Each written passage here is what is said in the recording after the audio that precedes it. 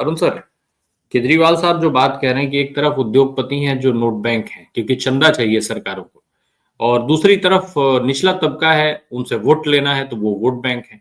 इन सबके बीच में एटीएम जो है, यानी टैक्सेस जिनसे वसूलना है, वो एटीएम मध्यम वर्ग है। वो क्यों पिस रहा है? केजरीवाल साहब का ये सवाल है कि आखिर ऐसा क्यों? क्या माना जाए इसको? केजरीवाल ने जो मुद्दा उठाया है बहुत इंपॉर्टेंट, लेकिन क्या दिल्ली चुनाव के बीच में इस मुद्दे को उठाया जाना भारतीय जनता पार्टी और उसकी सरकार के नस दबाने जैसा है? जी जी सर। सर, आपके ही शो पर मैंने एक बार नहीं, अनेकों बार अपनी बात रखी है। और वो बात क्या है? संदीप सर बैठे हैं, कौन से पे बैंड में हैं वो तो सबको पता है। प्रोफेसर लोग या असिस्टेंट प्रोफेसर लेक्चरर कौन से पे बैंड में होते हैं। कितनी तनख्वाह जब 30 तारीख को मिलती है, उससे पहले इनकम टैक्स कट जाता है। और मैंने तो बिल्कुल खुल्लम खुल्ला बोला है कि मेरा बेटा मुझे साफ तौर पर उल्हाना देता है और यह बोलता है कि पापा, आपसे मेरा रिश्ता खून का तो है, पर जहां तक पैसों का संबंध है, मेरा माई बाप मेरी सरकार है। क्योंकि 35% टैक्स मैं देता हूं, 35% टैक्स उसकी वाइफ देती है, मेरी बहू देती है, 35% टैक्स मेरी बिटिया देती है, और 35% टैक्स ही मेरे सन इन लॉ देते हैं। अर्थात मेरे घर से करीब करीब 20 से 22 लाख रुपया टैक्स का उड़ जाता है सर। मतलब कि मेरे जीवन में जो साझीदार है वो मेरे बच्चे नहीं है, टैक्स है। अभी आपने बात की कि धर्म, जाति और चंदा। सर, मैं ये कहता हूं कि आप खुशी खुशी हमसे टैक्स ले लो, हमें कोई दिक्कत नहीं। और आपके शो पे तो मैंने कहा है, डॉक्टर वालिया ये जो बात कर रहे हैं हमारे केजरीवाल साहब, इन्होंने कहा है कि शिक्षा का बजट अच्छा होना चाहिए। उच्च शिक्षा की 3 यूनिवर्सिटी बना के गए डॉक्टर वालिया।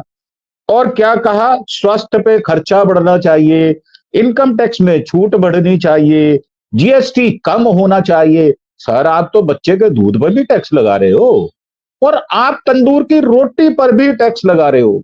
और तो और हमारे एक बड़े अच्छे गायक हैं, उन्होंने क्या कहा कि आप तो कफन में भी टैक्स वसूलने वाले व्यक्ति हो।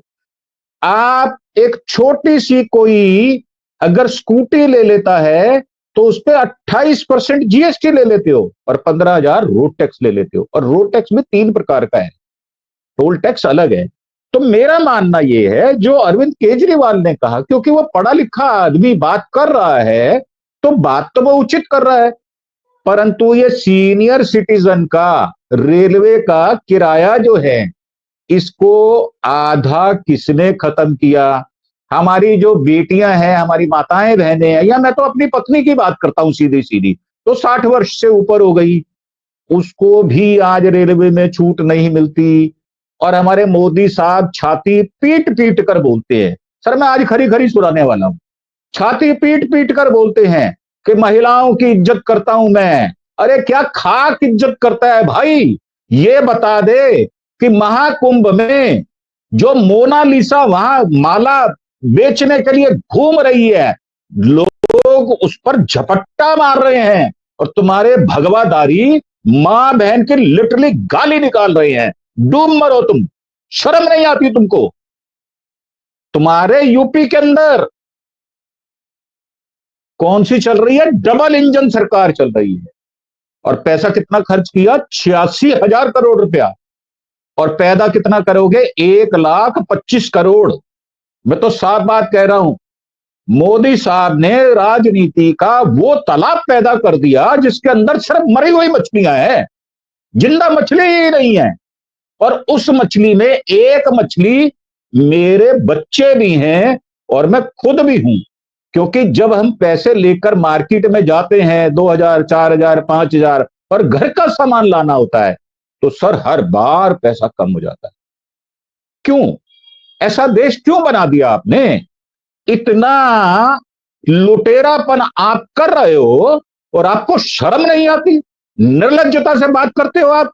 और आप बात क्या करते हो कि बहनों का मंगलसूत्र उठा के ले जाएंगे अगर इनको ले आए। अरे भाई, तेरी कौन सी बेटी का मंगलसूत्र कांग्रेस ने उतार लिया? ये बकबक करने से, ये निर्लज्जता से, बेशर्मी से बात करने से क्या वोट मिलेंगे? आज गली गली फिर से ये गीत गाया जा रहा है, कौन आएगा कि भिलनी के भाग आज खुल जाएंगे। सर, ये कौन सी भिलनी है? तो चुनाव में तो आ जाती है, और जैसे ही चुनाव खत्म होते हैं वैसे ही आपके डब्बे में बंद हो जाती है। इस भिलनी के आज तक भाग ही नहीं खुल पाए। और क्या हम आज तक राम के इंतजार में अपने घर को ही नहीं सजा पाए? क्यों नहीं सजा पाए? इसलिए कि जो अच्छी शिक्षा है, अच्छा स्वास्थ्य है, जो टैक्स का अच्छा मैनेजमेंट होता है, वो मनमोहन सिंह साहब ने दिया था। आप तो देते नहीं। आप तो बजट उस पे डॉलर पे कह देते हो कि प्रधानमंत्री की इज्जत ताक पर लग जाती है। अब कौन से प्रधानमंत्री की ताक पर लगी इज्जत? आज प्रधानमंत्री है या परिधान मंत्री है? मैं पूछना चाहता हूं, ये सब कर क्या रहे हो आप? और सही बात तो ये है सर, जूतों का यार बातों से नहीं मानते, जूते का यार जूते से ही मानता है। आपके वहां पर जो लोग, जो जो राजनीति वाले लोग वहां जा रहे हैं, उनको तो स्पेस पूरा। और जो आम जनता है, राय साहब, ठंड में ठिठुर रही है वहां पर, रजाई कंबल नहीं है, आपके पास इंतजाम नहीं है, आग लग जाती है, आपके पास फायर ब्रिगेड नहीं है। आप कर क्या रहे हो? ये धर्म की चाशनी या धतूरा आप चटा चटा के कितनी बार लोगों को बेवकूफ बनाओगे? हमारे जैसा आदमी तो गुस्सा करेगा, क्योंकि एक भरा पूरा जीवन देख चुके, सारे के सारे तुम्हारे चरित्र, छिनाल वाले चरित्र कह रहा हूं मैं तो, छिनाल हो आप, छिनाल वाले चरित्र सारे देख चुके। अब हमको नहीं भरमा सकते आप। हमने जो राज देखा है वो हमने नेहरू जी का, इंदिरा जी का, लाल बहादुर शास्त्री का, राजीव गांधी का, नरसिम्हा राव का, उनका देखा है, जहां पर विपक्ष की इज्जत होती थी और जनता जनार्दन लोकतंत्र में मात्र वोट ना होकर हमारे देश की वासी हुआ करती थी। तो जो अरविंद केजरीवाल ने कहा, मैं खुल्लम खुल्ला समर्थन करता हूं। अरुण सर, सीनियर सिटीजन्स की बात जहां तक है, तमाम घोषणाएं हो रही हैं। एक तो उन घोषणाओं से दिल्ली चुनाव अभी तक में क्या कुछ बदलता दिख रहा है, और दूसरा आज भी ये सारी चीजें करते हुए भी, अभी आपने सीनियर सिटीजन का मुद्दा उठाया था, उन्होंने भी सीनियर सिटीजन का जिक्र किया और ये कह दिया कि सीनियर सिटीजन्स के लिए वो संजीवनी योजना लेकर के आएंगे, जिसमें सरकारी और प्राइवेट हॉस्पिटल्स में जो है वो मुफ्त इलाज मिलेगा। तो वो खैर उनके एंड पे है, चूंकि आपने जो किराए का जिक्र किया था वो तो सेंटर का मामला है और बहुत बार उस पर बातचीत हुई है, लेकिन कभी उस पर कोई सकारात्मक जवाब केंद्र की भारतीय जनता पार्टी सरकार नहीं देती है। ऐसे में केजरीवाल का एक और ऐलान जो है वो चुनाव को कितना प्रभावित करेगा? जी सर, आपने अभी एक शब्द आपने बोला, संजीवनी योजना। सर, संजीवनी शब्द ही अपने आप में यह बताता है कि हमारे बुजुर्ग जो हैं वो आईसीयू में हैं, सांस नहीं आ रही, वेंटिलेटर पर लगे पड़े हैं। क्यों? क्योंकि खर्चा पूरा नहीं हो रहा। 50-60 हजार अगर मान लो उनको मिल भी जाती है, मैं अपना उदाहरण देता हूं, 70 वर्ष की मेरी उम्र हो गई, दिल्ली में मकान नहीं खरीद पाया सर, मैं, इतनी हैसियत नहीं है, जबकि मेरे घर के सभी लोग काम करते हैं, और सभी काम करते हैं, सभी वाइट पैसा है, नंबर 2 का पैसा तो हमारे यहां आता ही नहीं है। इसीलिए मैं बुलंदी से बात करता हूं। सर, ये जो संजीवनी योजना है क्यों लानी पड़ती है? आप खुद 74 साल के हो और आपको ये कहना पड़ता है कि आपका ये बेटा 70 वर्ष तक के लोगों को सारा खर्चा देगा। ये सर, 74 साल का आदमी 70 साल के बेटे को दवाई का खर्चा देगा। शर्म तो नहीं आती? ना आती है ना आएगी, क्योंकि बेशर्मी से आप अपना प्रवचन करते हो। आप सोचते नहीं हो कह क्या रहे हो। बगैर दवाई के सर आदमी नहीं रह सकता, और बगैर सुविधा के नहीं रह सकता। एक छोटी सी बात बताता हूं, इस उम्र में आके घुटने जो हैं वो थोड़े कमजोर हो जाते हैं, उसको तो स्टिक भी चाहिए, लकड़ी की स्टिक भी चाहिए। बाथरूम ऐसा चाहिए कि स्लिप ना कर जाए। हमारे 2 प्रेसिडेंट बाथरूम में फिसल कर सिधर गए। सर क्या नहीं चाहिए? जो सीनियर सिटीजन है उसको सहानुभूति भी चाहिए। क्या आप वो सहानुभूति दे रहे हैं या उनका परिहास कर रहे हैं? आप तो उनका परिहास कर रहे हैं। और ये जो आप योजना, जो मेडिकल की योजना का बड़ा बड़ा आप बखान करते हैं, अगर 10,000 रुपए किसी के घर में आती हो तनख्वाह, या 2,40,000 रुपए किसी के घर में आते हो साल के, तो इस योजना का फायदा नहीं ले सकता।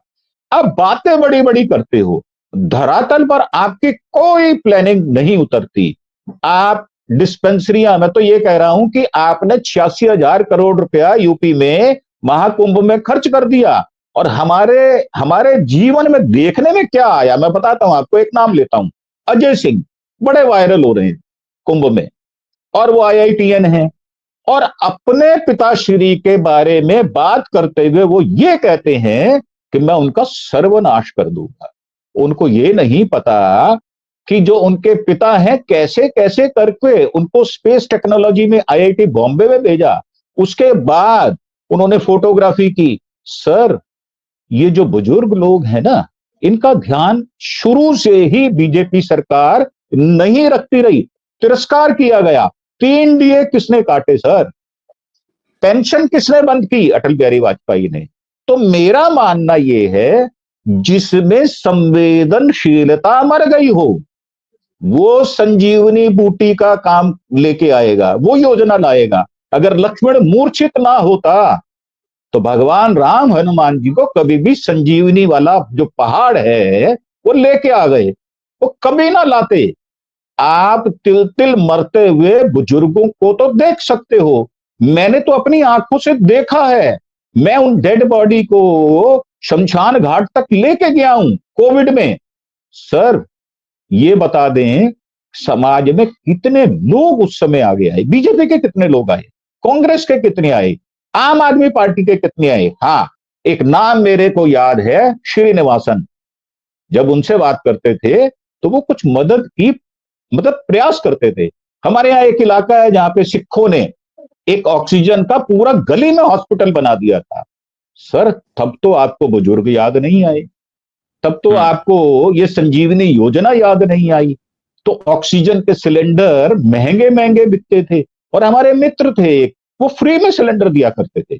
सर, अगर आपके मन में बड़ों के प्रति श्रद्धा नहीं है, भाव नहीं है, इज्जत नहीं है, और धर्म का आडंबर ओढ़कर, ये जो चादरें ओढ़कर, दुशाले ओढ़कर, माथे पे त्रिपुंड लगाकर जो आप लंबे लंबे भाषण देते हो ना, ये कोई नहीं सुनता। धरातल पर सच्चाई क्या है?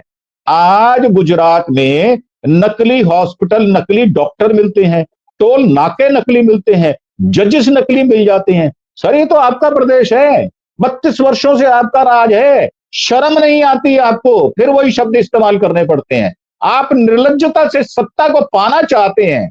अगर सही मायने में कोई अपने पिता की देखभाल करना चाहे ना, राय साहब, इतना अनुभव है मुझे, वो बच्चा 10,000 तनख्वाह लेगा और 2,000 अपने पिता पर खर्च कर देगा, परंतु मोदी साहब उसको झुंझुना देंगे जैसे हम इन्फेंट बच्चों को देते हैं, बहलाने के लिए, फुसलाने के लिए, ध्यान इधर उधर करने के लिए। तो ये तो सीनियर सिटीजन का मजाक बना के बैठे। कितने लोग हैं जिनको ये जो आयुष्मान कार्ड का फायदा मिल रहा है? मुझे बता दें आप, कितने लोगों को मिल रहा है? आप तो कैलकुलेट करके बता देते हो, साहब हमारी तो इतनी योजना और इतनी योजना, और किसके घर में मोटरसाइकिल है तो उसको लाभ नहीं मिलेगा। ये नाटक क्यों? सर, सच्ची में अगर किसी की मदद करना चाहते हैं तो दोनों हाथ फैलाओ, और जो उनको जरूरत हो उनकी वो जरूरत पूरी करो। जैसे कि हमारे यहाँ थाने में क्या होता है, सीनियर सिटीजन का एक कार्ड बनता है। आप दवाई नहीं आ सकते, हॉस्पिटल नहीं जा सकते, आप थाने में फोन कर लो, एक सिपाही भेज देंगे, आपको साथ ले जाएंगे। मदद करना मतलब मदद करना होता है, मदद करना मतलब नाटक नहीं होता। जो पेंशनर टैक्स पेयर हैं, उनकी टैक्स तो आप माफ नहीं करते, और बार बार आप कहते हो कि हम तो पेंशन को टैक्स फ्री कर देंगे। सर, आज तक तो किया नहीं आपने। ये चुनाव की बेला आती है तो आपके ऊपर आप रंगीले हो जाते हो और झुंझुना देते हो। ये सर्वथा गलत है। और मेरे जैसा व्यक्ति हर बार आपका विरोध करेगा जब तक धरातल पर आपकी कोई योजनाएं नहीं उतरेगी। और ये जो चुनावी जो मौसम है ना, ये बुखार आपको ही चढ़ता है, किसी और को नहीं चढ़ता। हमारे लिए चुनाव होना तो सामान्य बात है, हमारे जीवन में तो ये होता ही रहता है।